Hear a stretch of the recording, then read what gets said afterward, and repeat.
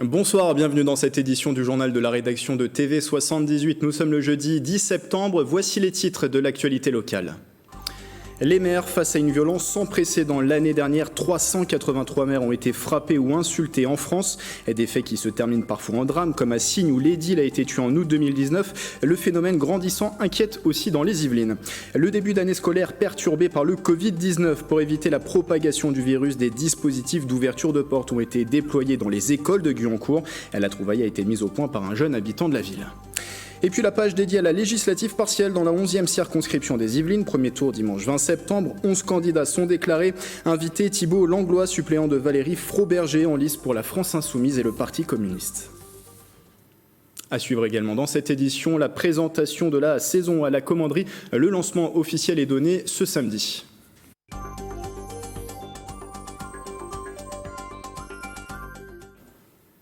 Insultes, menaces et parfois même agressions physiques, la violence envers les élus locaux augmente en France. Rien qu'entre janvier et juillet 2020, 233 édiles ont subi des violences selon l'Association des maires de France. La tendance inquiète aussi dans les Yvelines, comme l'a constaté Éléonore Sinoquet. Le 30 août dernier, Samy Damergy, maire de Mantes-la-Ville, est menacé de mort par un tag devant son hôtel de ville. Début juillet, son confrère de Mantes-la-Jolie, Raphaël Cognier, faisait face à la même situation, créant un sentiment d'insécurité grandissant chez les élus yvelinois. Élu maire de Plaisir depuis 2013, Joséphine Colmans-Berger ressent cette augmentation de la violence. Je compatis auprès de mes collègues par rapport à tout ce qu'ils ont pu subir. Moi-même, j'ai eu il y a quelques temps aussi des agressions et aussi j'ai reçu des menaces par écrit. J'ai reçu un caillou sur une jambe. Alors ça n'a pas été gravissime, mais le geste en soi n'est pas acceptable.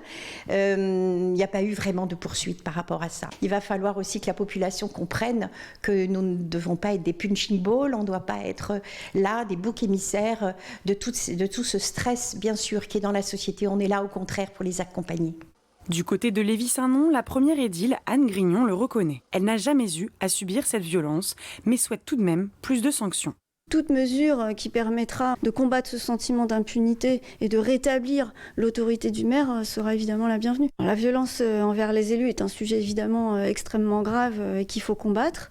On a eu quelques exemples cet été de maires qui avaient été frappés, insultés, etc. et pour lesquels il n'y a eu que de simples rappels à la loi. Donc c'est évidemment absolument inacceptable. Un souhait entendu par le ministre de la Justice, Éric Dupond-Moretti. Depuis le 7 septembre, les insultes envers les maires sont désormais qualifiées d'outrage, impliquant la mise en œuvre de travaux d'intérêt général.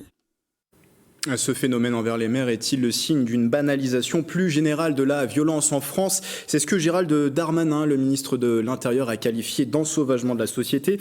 Écoutez ce qu'en pense Arnaud Péricard, il est le maire de Saint-Germain-en-Laye. Il avait signé en juillet dernier une tribune à ce sujet avec 17 autres élus dans le journal du dimanche. Les propos collectés par Éléonore Sinoquet. C'est le témoin en tout cas d'un délitement de la relation à l'autorité, de la relation à l'ordre. Ce sont des principes fondateurs d'ailleurs et ils sont dans l'ADN de notre République. La sécurité est avant tout l'une des constituantes de l'égalité entre tous, entre citoyens. Si on a une présence policière qui est plus présente, si on a des moyens technologiques qui nous permettent de sanctionner plus rapidement, bien évidemment qu'on va lutter plus efficacement contre tout cela. Alors, je ne veux pas rentrer dans la sémantique. Ensauvagement, incivilité, peu importe, ce sont des faits qui sont aujourd'hui banalisés et il faut absolument qu'on ait cette réponse qui soit ferme, qu'elle soit rapide et qu'elle soit efficace si on veut enrayer ce fléau.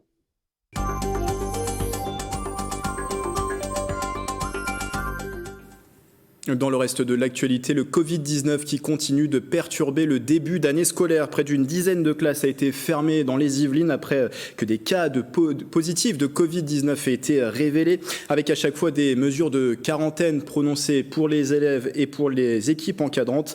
Une classe de CM2 à Rambouillet, à l'école de la Louvière, une classe de CM1 à l'école Georges Guilmer du Chénéro-Cancourt. À Versailles, c'est la maternelle entière des Dauphins qui a fermé ses portes. Enfin, deux classes également du côté de la Cité Royale qui sont concernées à l'école élémentaire de la Quintigny et une au Vappleur. Des mesures de fermeture prononcées par les équipes de l'éducation nationale et l'agence régionale de santé. À noter enfin que la crèche des Essarts-le-Roi a aussi été close après un cas avéré. Dans les écoles de Guyancourt, pour éviter justement la propagation du coronavirus, les poignées de porte ont été équipées d'un dispositif ingénieux. Il a été mis au point par un jeune Guyancourtois avec le soutien de la municipalité, Marie Paneutra et Éléonore Sinoquet. Voilà comment on ouvre les portes des classes maintenant à l'école. Le nouveau quotidien de la directrice de maternelle, ne plus toucher les poignets. Elle s'est habituée à utiliser son bras pour entrer dans la classe. Depuis la rentrée scolaire, toutes les portes sont équipées d'un dispositif anti-Covid. Les enfants se sont pris au jeu. Ils sont plus petits, donc eux, ils peuvent mettre une grande partie du bras et avoir beaucoup plus de prise que nous. Une installation qui sécurise l'équipe encadrante. C'est toujours rassurant, de toute façon, toutes les mesures qui sont prises pour essayer d'éviter d'avoir des contacts collectifs et qui peut enrayer toute épidémie, nous, on met tout en place, on met tout en œuvre. C'est vraiment extrêmement important dans les écoles. Cela a été rendu possible grâce à un jeune Guyancourtois, Léo Morlot. Ah ouais, je vais faire chauffer la machine pour lancer une pièce pour équiper la poignée qu'on a juste ici. Pendant le confinement, le jeune en reconversion se passionne pour les impressions numériques et propose ses services à la ville. Il fallait aider, il y avait le moyen d'aider et en plus le moyen d'apprendre, donc c'est tout bénef. En fait, j'ai vu un message passer sur Facebook où ils cherchaient des gens qui avaient des imprimantes et que pour pouvoir faire ça, et oui, j'ai foncé. En moyenne, une petite vingtaine de poignées étaient imprimées par jour. 13 écoles et une crèche sont déjà équipées à Guyancourt. On va le déployer sur les maisons de quartier, sur tous les bâtiments qui sont censés accueillir du public. L'idée, c'est toujours éviter les zones de contact. Donc on continue à se protéger collectivement. Pour cela, la mairie a investi 6 000 €. Ce dispositif pourra également servir aux personnes à mobilité réduite. L'association est pleinement toujours mobilisée dans cette crise sanitaire du Covid-19. La Croix-Rouge française organise ses journées nationales. C'est du 12 au 18 septembre. Un événement prévu à l'origine au mois de juin est finalement reporté en cette rentrée. Particularité cette année, le rendez-vous coïncide avec la journée mondiale des premiers secours. Ce samedi, vous trouverez partout dans les Yvelines des bénévoles qui proposeront des formations aux premiers secours adaptées à ce temps de pandémie. C'est aussi le moment de la quête nationale pour aider l'association. Écoutez la présidente de la délégation territoriale des Yvelines de la Croix-Rouge. Nous avons impérativement besoin de la générosité de toutes les personnes qui nous font confiance. Voilà. Et donc cette année, pour tout dire, il y a 3 moyens de pouvoir donner à la Croix-Rouge. Le premier, vous allez trouver partout dans les Yvelines des bénévoles qui vont venir avec les troncs comme d'habitude. Le deuxième moyen, et ça c'est nouveau, c'est que vous pouvez donner un don par SMS. Donc vous composerez le 92 200 avec don 78 et vous pourrez donner 3 €. Donc ça c'est très important. Et la troisième nouveauté, c'est que nous avons une plateforme participative qui va nous permettre d'acheter 1000 kits hygiène pour nos maraudeurs. Parce que la Croix-Rouge et le SAMU social dans les Yvelines et nos bénévoles, tous les soirs de l'année, vont au contact des gens de la rue. Et ça serait vraiment un énorme service à leur rendre. Le site internet de la Croix-Rouge des Yvelines qui s'affiche à nouveau pour toutes les informations. Vous pouvez également retrouver l'association sur les réseaux sociaux.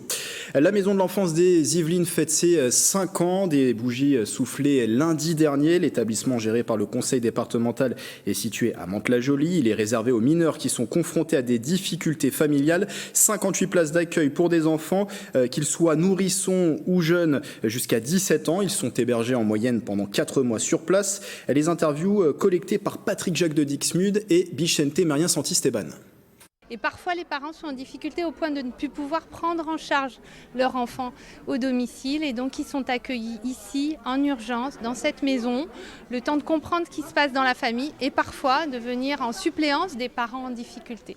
Si on fait une moyenne, on arrive à répondre aux besoins de la population à hauteur de 200 enfants par an à peu près.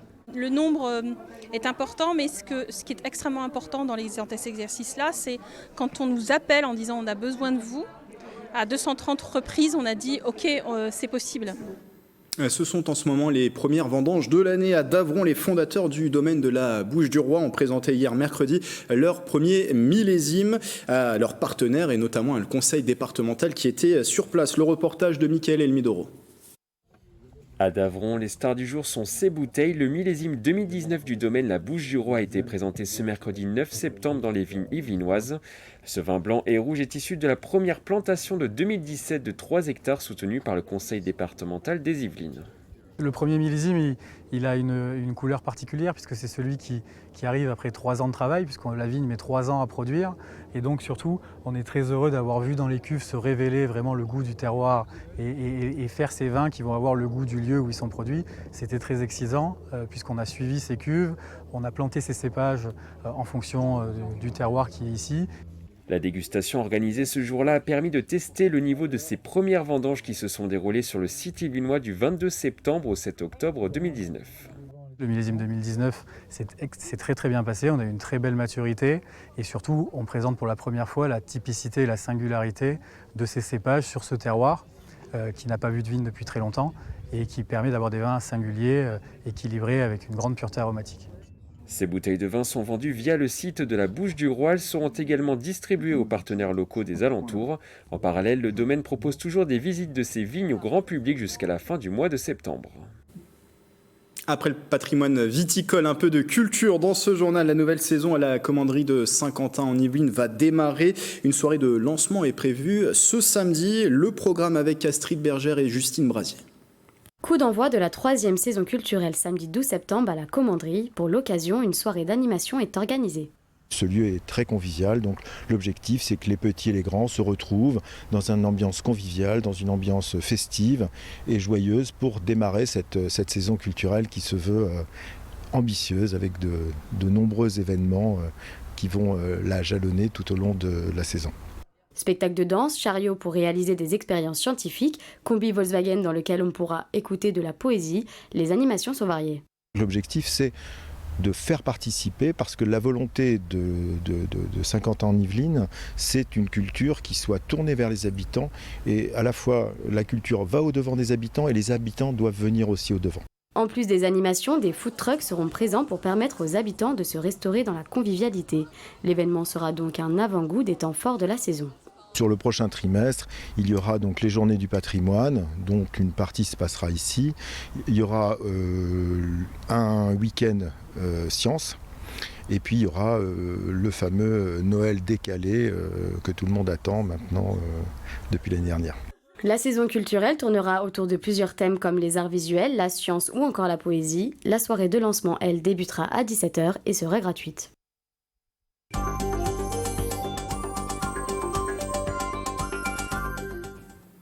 Avant de parler de la législative partielle, un autre scrutin dont le dénouement se jouait aujourd'hui. Aurore Berger ne sera pas la présidente du groupe La République En Marche à l'Assemblée nationale. La députée de la 10e circonscription des Yvelines s'incline au deuxième tour de l'élection interne face à Christophe Castaner, 145 voix contre 120. Aurore Berger s'était qualifiée hier pour le second tour et avait reçu le soutien personnel de François de Rugy en lice au premier tour, ancien président de l'Assemblée nationale.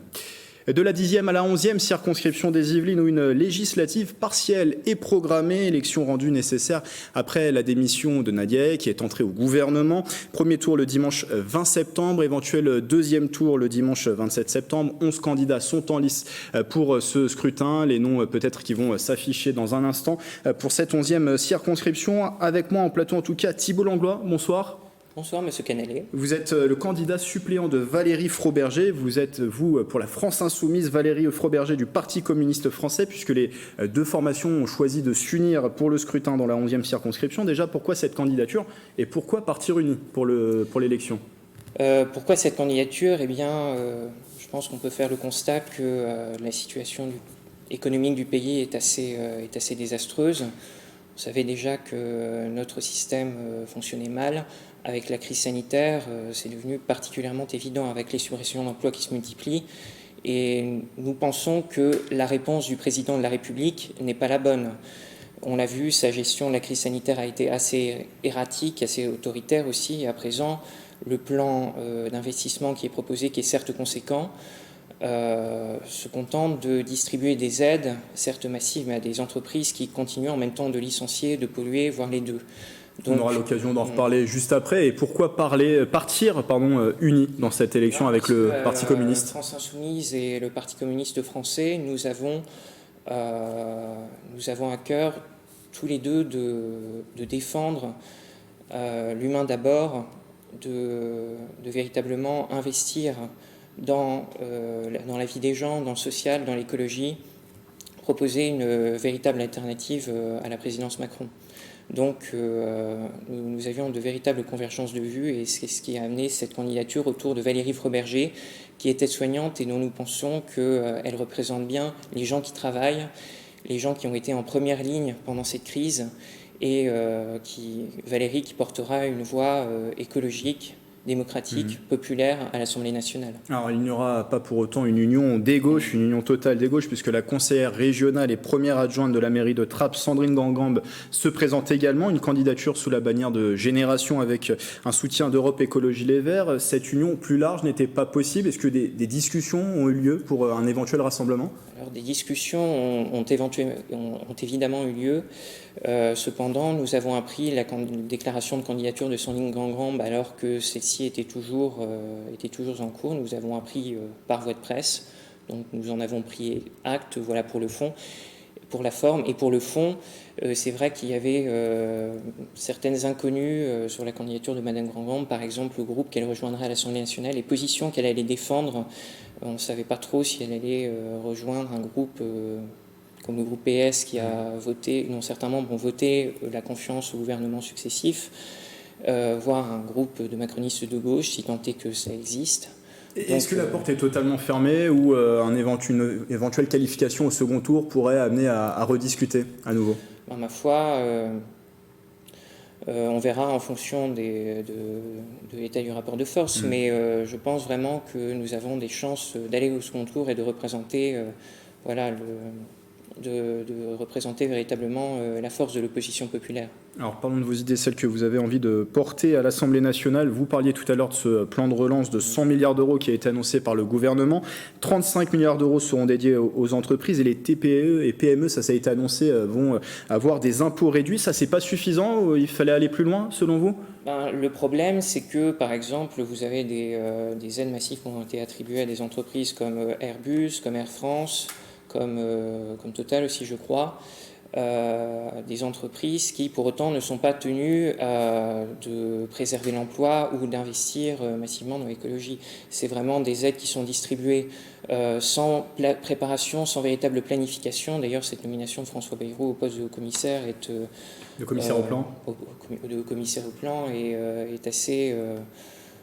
voilà, c'est un effet d'annonce. Mais c'est des grands qui tirent aussi l'économie française. Qui tirent aussi l'économie française, mais qui vont être pris dans les mailles du réchauffement climatique et qui vont devoir s'adapter. Or, ce travail d'adaptation n'est pas fait du tout. Ce que nous proposons, nous, c'est d'inciter justement les entreprises qui reçoivent, d'obliger les entreprises qui reçoivent des aides à investir en faveur pour les énergies décarbonées, pour les mobilités douces, et surtout de maintenir l'emploi dont la majorité de nos concitoyens qui sont salariés, qui travaillent, ont besoin.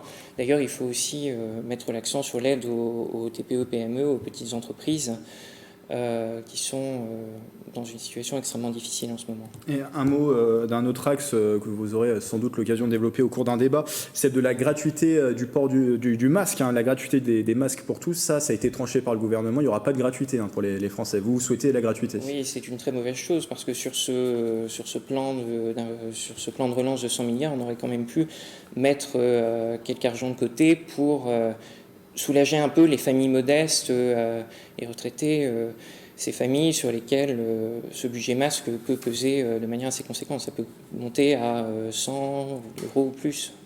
On aura l'occasion de développer un peu plus les thématiques au cours d'un débat auquel participeront les candidats de cette 11e circonscription, dans cette 11e circonscription des Yvelines. Merci Thibault Langlois d'être venu en plateau. Je rappelle que vous êtes le candidat suppléant de Valérie Froberger pour cette candidature commune, je le rappelle, entre la France Insoumise et le Parti communiste français. Juste avant de rendre l'antenne, un autre candidat, Jérémy Bizet, pour France Écologie, sera en campagne sur le terrain. Samedi matin, lui et son équipe seront présents sur le marché de Saint-Cyr-l'École. C'est à partir de 10h30. Voilà, c'est la fin de ce journal. Merci de votre fidélité. Belle soirée sur TV78.